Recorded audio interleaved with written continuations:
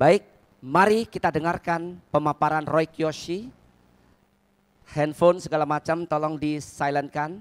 Iya. Dengarkan dengan baik ya. Tepuk tangan sekali lagi buat Roy Kiyoshi. Silakan Roy. Iya, saya mengucapkan terima kasih kepada teman-teman semua khususnya di Batam ini karena saya hadir di sini dan bisa merasakan aura teman-teman tuh positif semuanya. Saya mencium aroma yang wangi. That's your words. Iya, mencium aroma kebahagiaan dan saya melihat Pusdiklat ini akan berjalan mulus dan terwujud bagus. Iya, seperti itu.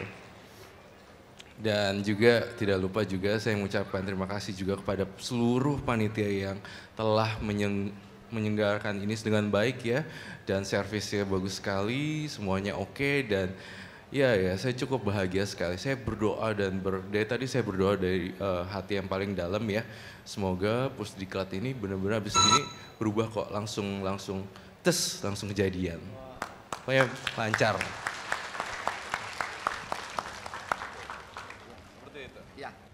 Baik, harapan yang luar biasa ya. Kita ingin menanyakan kepada Roy, tentu saja perspektif dari Roy Kiyoshi, betul ya? Betul. Iya, dari Roy Kiyoshi sebagai seorang indigo. Iya. Tadi Bante pun sudah mengatakan ya. Roy, kalau kita cerita tentang misteri kehidupan ini, sesungguhnya apakah hidup ini setiap manusia memiliki misteri? Sesungguhnya setiap manusia mempunyai misteri dan rahasia kehidupan mereka sendiri. Ini versi Roy Kiyoshi. Dan apalagi dengan apa yang mereka tanam sebelum-sebelumnya di kelahiran-kelahiran yang sebelumnya dan apa yang mereka tanam pun di kelahiran yang sekarang. Jadi sehingga manusia tuh punya misteri, punya rahasia juga. Tapi walaupun begitu kita kan sudah mengenal ajaran budaya, sebenarnya tidak ada lagi tentang misteri. Semua bisa dipelajari dengan make sense juga. Itu sih kalau pendapat aku. Ya, ini pertanyaan awam lah Roy. Kalau misalnya kenapa ada orang yang sekarang kalau kita lihat berdasarkan pandangan Roy dalam acara menembus mata batin itu, kenapa ada orang yang kok sekarang hidupnya itu sepertinya senang terus padahal sepertinya dia tidak banyak melakukan apa-apa ya. Tapi kekayaannya bertambah banyak dan seterusnya itu. Mengapa itu ya? Berdasarkan mata batin saya dan berdasarkan pengalaman saya, mereka yang hidupnya sekarang lagi berkelimpahan padahal dia tidak mengenal harus tabur tuai seperti apa. Mereka hanya menuai saja. Tetapi tampaknya karma baik juga kan pasti akan habis ya. Koreksi saya ketika saya salah juga, correct me if I'm wrong. But itu seperti mereka hanya tapi lama-lama akan habis juga kok sebenarnya. Mereka akan habis juga. Jadi harus ditambah lagi nih, semakin kita punya karma baik makin tambah. Iya, saudara sekalian, ini bahasa sederhana betul ya. Karena kalau ada orang yang berada sekarang itu kehidupannya senang dan seterusnya, sebetulnya dia sedang menuai apa yang sudah dia tanam sebelumnya. Betul sekali. Tapi bisa habis juga begitu ya? Betul, iya, betul sekali. Jadi sebenarnya kita harus di kehidupan yang sekarang nih juga harus mati-matian untuk kerja keras nanam lagi nih. Gitu. Walaupun kita tahu kelahiran sebelumnya kita udah menanam banyak, tapi suatu saat akan habis juga. Itu sih aku setuju. Gitu ya. Itu. Roy menyarankan apa ya yang perlu ditanam agar kita bisa paling tidak hidup kita ini stabil begitu. Betul sekali. Gini, kita bisa melakukan banyak kok perbuatan baik melalui ucapan, pikiran, dan perbuatan. Kalau misalnya kita nggak punya uang, kita kan bisa mensupport orang dengan kata-kata, ayolah kamu bisa lah. Atau enggak ada orang berantem nih suami istri, terus kita diajak curhat, terus aku bilang gini, enggak lah lu bo anekuan lo bo. Ini hokinya udah keluar ya. Yang kurang paham Mas Eko ini tolong dilihat subtitlingnya ya. Jadi bo kan curhat gitu, ayo re anco ya wae ada UCI bo ya. UCI bo. Terus wakong bola lu masih anece ya. Jadi kita rukun-rukunin lah, nggak usah terlalu bikin orang jadi makin berantem. Nah gitu-gitu hal-hal yang kecil-kecil lah yang bisa kita perbuat seperti itu. Ya, jadi jelas saudara saya tepuk tangan dong buat jawaban yang luar biasa dari Roy Kiyoshi ya. Betul ya. Jadi untuk menanam itu kita bisa lakukan melalui pikiran tadi ya, ucapan dan perbuatan yang baik dan benar. Betul, begitu ya. Oke. Nah lalu Roy dari sisi yang lain apakah ada, kalau kita lihat kehidupan orang kan begini ya, ada orang kadang-kadang memiliki harta berlimpah, tetapi mereka tidak mau berdana karena mereka beranggapan begini, saya tidak berdana saja kan sudah bahagia sekarang ini. Nah untuk apa saya berdana misalnya begitu bagaimana? Kalau lihat orang kayak gitu ya satu kata sih, Kem siapa? Aneh pelit, cuma aku belum pernah ketemu orang yang seperti itu sih. Ya? Jarang sih ya, jarang banget ketemu orang yang tidak yang sampai gitu. Buat apa? Kayaknya enggak sih. Saya selalu bertemu dengan orang-orang yang baik sih dan selalu ketemunya yang nice, positif semuanya. Positif ya, berada dan dermawan begitu ya. Berada dan berdermawan, walaupun mereka nilai nominalnya kecil, namun niatnya tuh udah gede banget, niatnya karmanya. Oh niat itu ya? Niat baik, udah jadi karma baik lah menurut saya. Itu yang penting juga itu ya? Itu yang penting versi Roy Kiyoshi, seperti itu. Betul sekali. Roy, kalau Roy lihat ini sebetulnya makhluk-makhluk yang bisa Roy lihat itu senang gak sih? Atau pertanyaan begini, senang dengan orang seperti apa? Banyak macam sih ya, kita tidak bisa bilang makhluk-makhluk alam ini sukanya sama siapa gitu. Tergantung ikatan juga, ada ikatan karma atau ikatan jalinan sesuatu di masa lalu. Karena kita lihat berdasarkan logika juga, kita hidup tidak hanya hari ini. Tapi kehidupan selalu lahir tumimba lahir. Sekarang, kemarin, dan yang akan datang lahir lagi dan segala macam. Nah, tentu itu tidak bisa bilang menyukai orang seperti apa ya, tergantung mereka punya ikatannya seperti apa. Begitu ya? Mau baik atau buruk, kalau misalnya ikatannya mereka seperti apa, baik ya akan baik ketemu makhluknya. Tapi kalau misalnya jahat, ada hutang piutang karma yang belum selesai, saya rasa akan terus ada ikatan buruk dan harus melakukan banyak pelimpahan jasa terus menerus. Saya sangat menjunjung tinggi dengan pelimpahan jasa kepada semua makhluk, apalagi kalau saya diganggu ya. Apa biasanya kalau saya di WC nih sendirian, di WC mall, WC apa gitu ya, WC umum itu banyak makhluk alam yang rendah mengkonsumsi mohon maaf sekali, feses, kemudian juga air seni dan segala macam. Saya merem dan saya ucapkan seperti ini. Saya berharap dengan kebaikan saya limpahkan kepada semua alam semesta dan semoga semua makhluk berbahagia.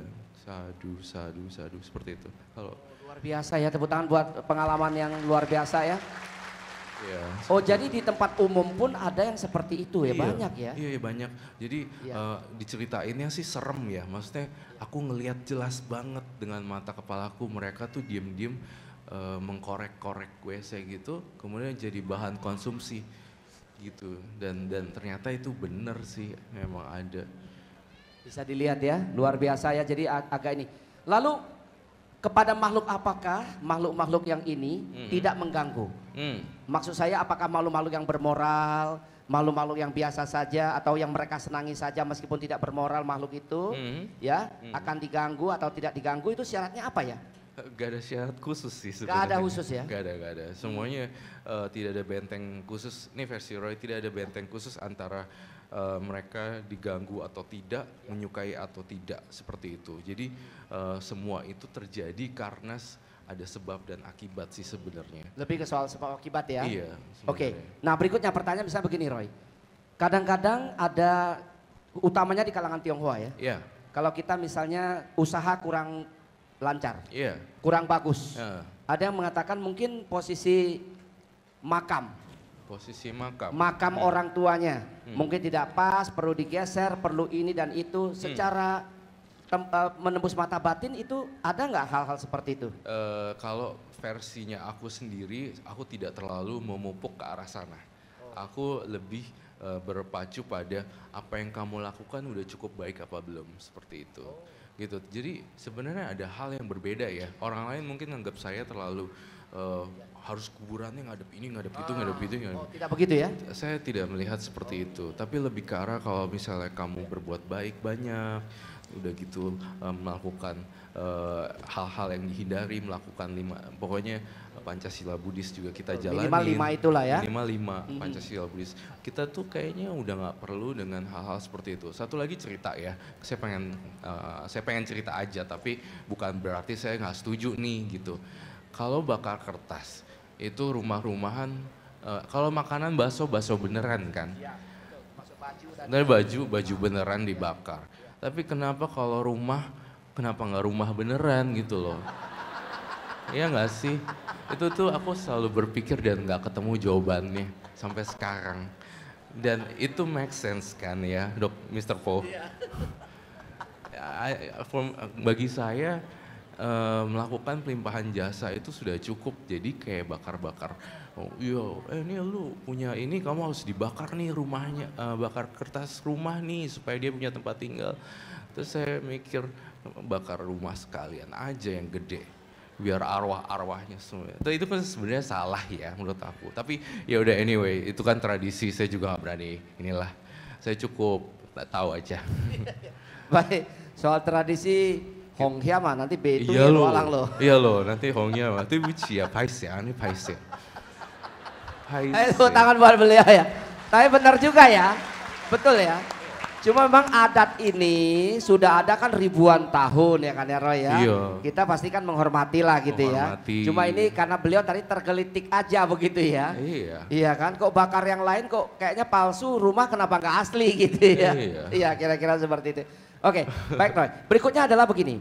Kalau orang misalnya melakukan kebaikan banyak ya, apakah kita bisa mengatakan dia lebih banyak tidak bisa diganggu, katakanlah dalam tanda petik diganggu atau makhluk-makhluk lain. Oh, oke, baik. Orang yang baik ya? Ya orang yang baik, tapi ada dua jenis baik nih. Baik dalam perbuatan juga baik, tapi ada baik juga menjaga kesadarannya agar tetap sadar. Self awareness-nya harus tinggi gitu. Jadi nggak bisa diganggu oleh para makhluk halus. Kalau misalnya baik aja nggak cukup, tapi harus kita melatih pikiran kita supaya tetap lempeng, supaya agak kalau misalnya mau marah kita tahu nih kita mau marah, dan seperti itu sih. Baik aja sih memang cukup, tapi harus punya pengendalian di sini supaya nggak diganggu makhluk halus. Kan aku pernah sering sharing ya ke teman-teman juga di sini bahwa makhluk halus tuh kadang suka yang serem-serem ya. Saya cerita di apartemen itu bisa orang loncat loh, bunuh diri karena mereka mengalami gangguan halusinasi korban-korbannya. Jadi mereka kayak loncat sini gitu. Itu kayak serem banget pokoknya.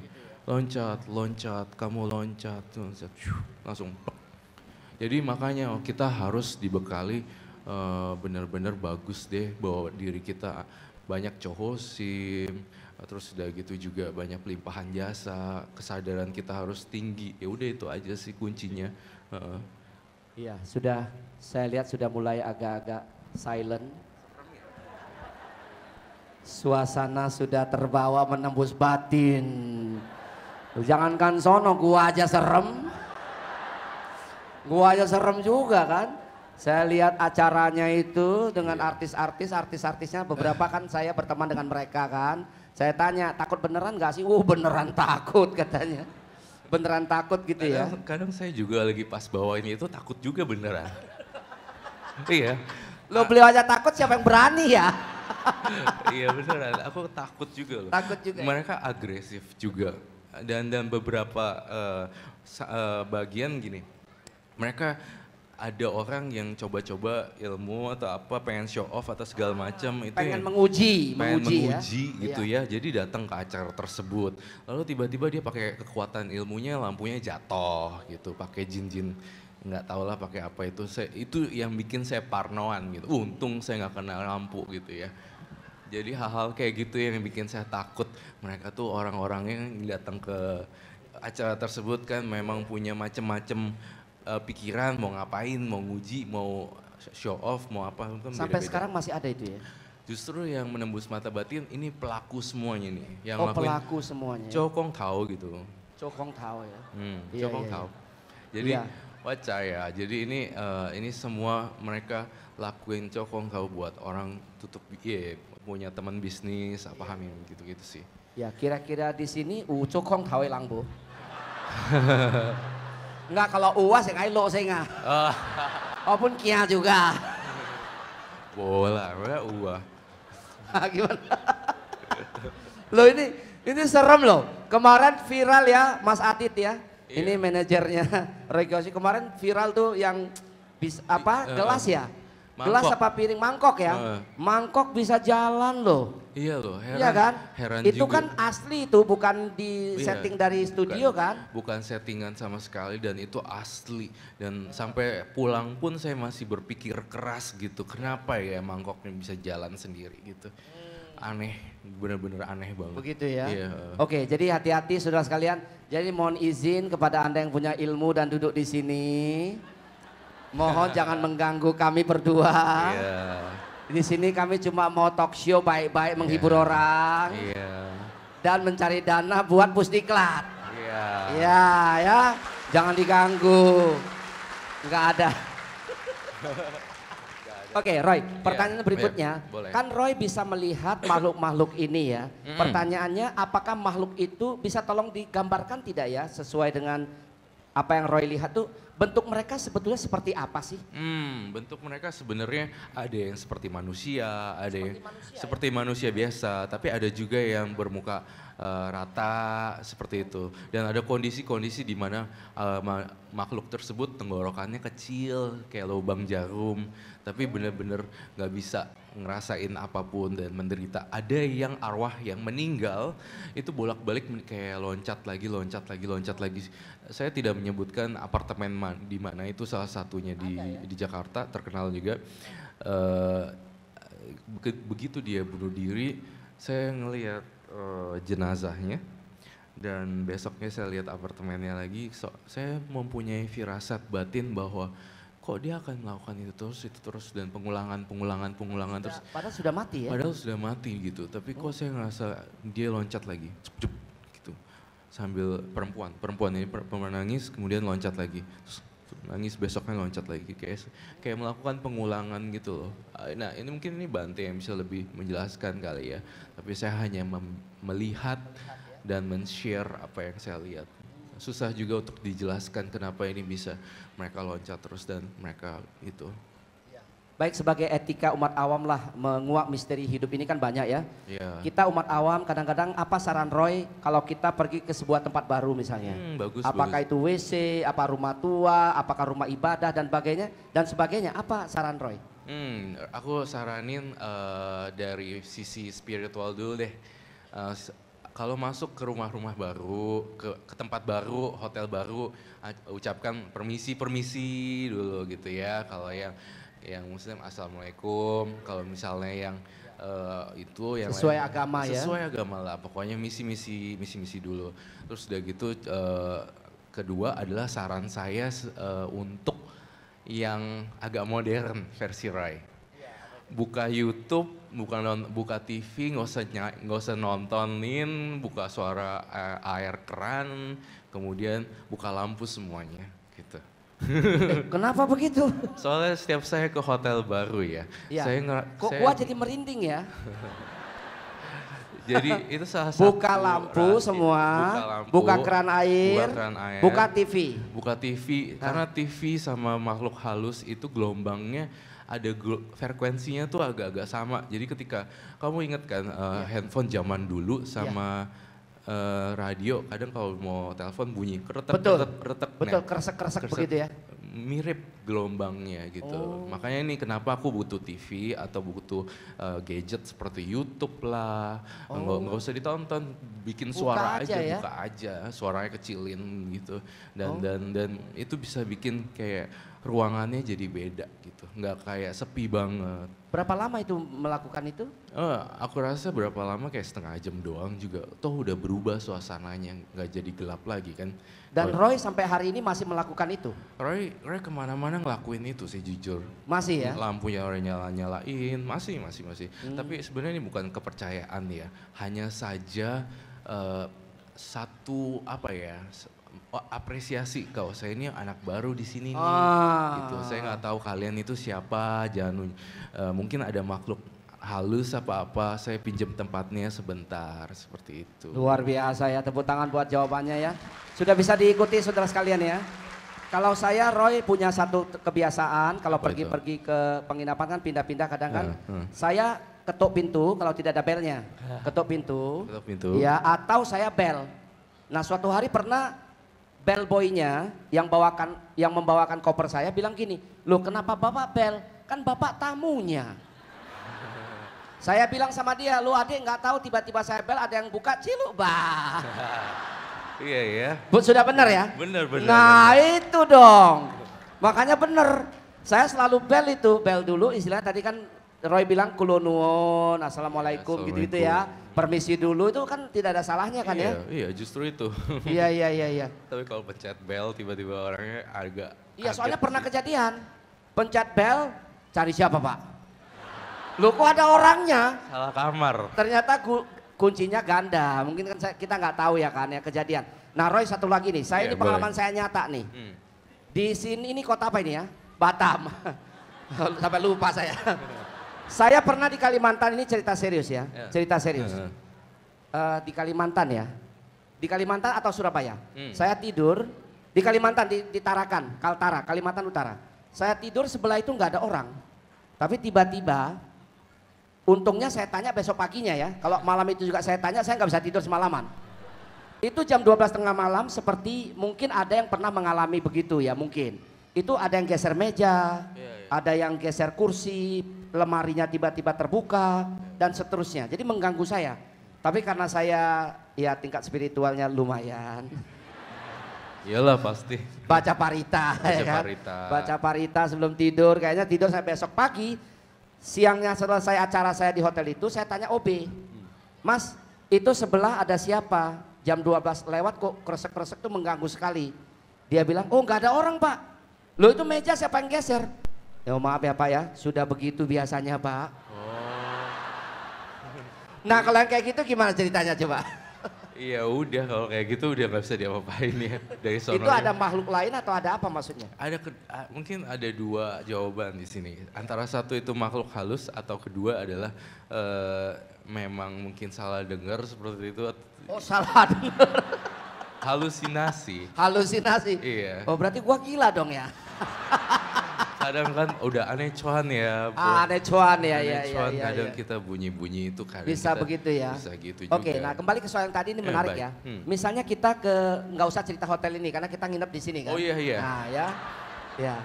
Dan hotel ini sponsor juga. Oh iya. Nah, jangan ya. Kita cerita yang lain aja. Biar aman ya. Nanti bapak yang punya di sini loh. Oh iya loh. Tapi hotelnya oke kok. Maksud saya kita datang ke sebuah tempat itu kadang-kadang ya melintas aja sepertinya langsung merinding. Iya. Ya, ada orang kan mengatakan ada makhluk yang lewat atau ada apa itu bagaimana ya penjelasannya? Kalau misalnya tiba-tiba merinding atau suasananya jadi beda, suasananya jadi aneh, itu bisa jadi tanda-tanda kehadiran makhluk yang rendah itu, gitu. Tapi kalau misalnya kita berkemampuan lebih gitu ya. Artinya kemampuan lebih ini apa ya? Maksudnya seperti ini, pemahaman kita udah nggak usah takut, jangan takut lah gitu, udah gitu. Baca parita, karania metasuta, etawata, seperti itu. Terus kita tuh keluarin kayak perasaan, aku nggak ganggu kamu, saya mohon semuanya semoga bahagia. Kayak pancarin cinta kasih gitu dari sini gitu, keluar. Mereka tuh kayak, jadi mereka nggak ganas gitu. Jadi kalau kita semakin keluarin cinta kasih, mereka akan ikutin kita gitu.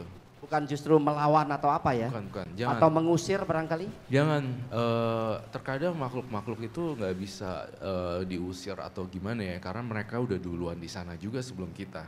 Terkadang seperti itu, ada kemelekatan di tempat itu gitu, makhluk halusnya. Ya, Roy sebagai penutup di sesi talk show kita, nanti ada tanya jawab ya. Baik. Saya ingin Roy menceritakan episode terakhir di Menembus Mata Batin ya, yang dengan seorang perempuan yang punya makhluk yang nempel padanya. Ceritanya tentang Mbak Ima kalau nggak salah ya. Ada cerita tentang Mbak Ima atau apa itu yang terakhir itu? Yang terakhir yang menembus mata batin itu. Yang dia ditempeli oleh Mas Joko.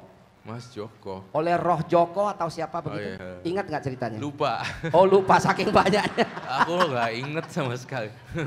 Iya. Memang kadang-kadang kita penonton lebih ingat ya. Iya. Iya kan daripada pelakunya begitu ya. Oke. Sebagai penutup Roy mungkin ada cerita yang unik tentang menembus mata batin yang bermanfaat buat kita umat yang hadir pada hari ini supaya kita lebih hati-hatilah dalam menjalani hidup ini. Betul, ini bagus nih. Intinya saya mendapatkan pelajaran juga dalam program televisi yang saya jalankan di Menembus Mata Batin, yaitu kita nggak usah pergi ke yang enggak deh. Kita berdasarkan karma baik kita, lakuin hal-hal yang baik saja, itu udah cukup kok gitu. Dan yang paling penting, soalnya kan kita lihat ya di Menembus Mata Batin ada orang bawa jimat ini, hami-hami bonya bocah punya anco ya kayak gitu. Jadi menurut saya kita berlindung pada Buddha, Dhamma dan Sangha, berbuat baik kayak seperti itu aja. Begitu, nggak usah pergi ke yang aneh-aneh seperti itu begitu Cari sih. dukun, cari ini. Malah kalau makin cari, pertama tingkat kepercayaan diri kita akan kurang. Kedua, itu makhluknya malah makin datang yang bonya bocah punya, yang itu kui hamil lah, makin berantakan. Iya, biasa-biasa aja lah gitu. Baik, itu Roy Kiyoshi, tepuk tangan buat Roy Kiyoshi. Terima kasih Roy, silakan kita antarkan Roy Baik. Kiyoshi kembali Aku ke turun tempatnya. dulu ya. Terima kasih Roy, silakan kembali ke tempat. Iya.